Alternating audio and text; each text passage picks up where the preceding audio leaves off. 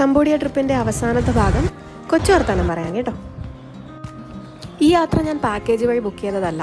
2025 ഇതുപോലെ ഒരു trekking solo trip ചെയ്യണമെന്ന് ആഗ്രഹിച്ചിട്ട് സമയവും സൗകര്യവും എല്ലാം ഒത്തു വന്നത് പെട്ടെന്നായിരുന്നു. ഡിസംബറിൽ ഒരാഴ്ച മുന്നെയാണ് ഈ ഒരു ഐറ്റിനറി തയ്യാറാക്കുന്നതും ഇതിനെ ചുറ്റിപ്പറ്റിയുള്ള കാര്യങ്ങളൊക്കെ അന്വേഷിക്കുന്നതും. 2 സ്ഥലത്ത് മാത്രമാണ് ഞാനൊരു അസിസ്റ്റൻസ് എടുത്തിരുന്നത്, ഒരു സഹായം നോക്കിയിരുന്നത്. ഒന്ന്, എയർപോർട്ടിൽ നിന്ന് എന്നെ ഹോം സ്റ്റേയിലേക്ക് ഡ്രോപ്പ് ചെയ്യാനുള്ളൊരു സർവീസും ഒരു ക്യാബ് സർവീസും, പിന്നീട് ഇതുപോലെ കാട് കയറാൻ ഒരു സർട്ടിഫൈഡ് ഗൈഡിൻ്റെ സഹായവും. ബാക്കിയെല്ലാം എൻ്റെ സ്വന്തം ഐറ്റിനറീസ് തന്നെയായിരുന്നു. നമസ്കാരം.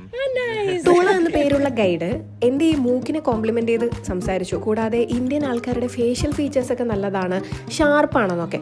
പക്ഷേ എൻ്റെ ഈ മൂക്കുണ്ടല്ലോ, അത് പാരമ്പര്യമായിട്ട് കൈമാറി കിട്ടിയതാണ്. ഈ അവസരത്തിൽ എൻ്റെ അച്ഛനും അച്ഛൻ്റെ വീട്ടുകാർക്കും ഞാൻ നന്ദി രേഖപ്പെടുത്തുന്നു.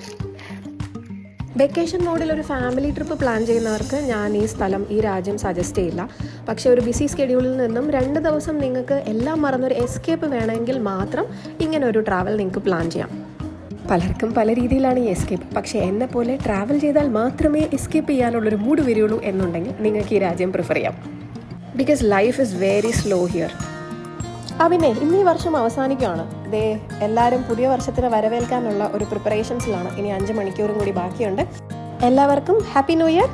അപ്പോൾ ശരി, കാണാം.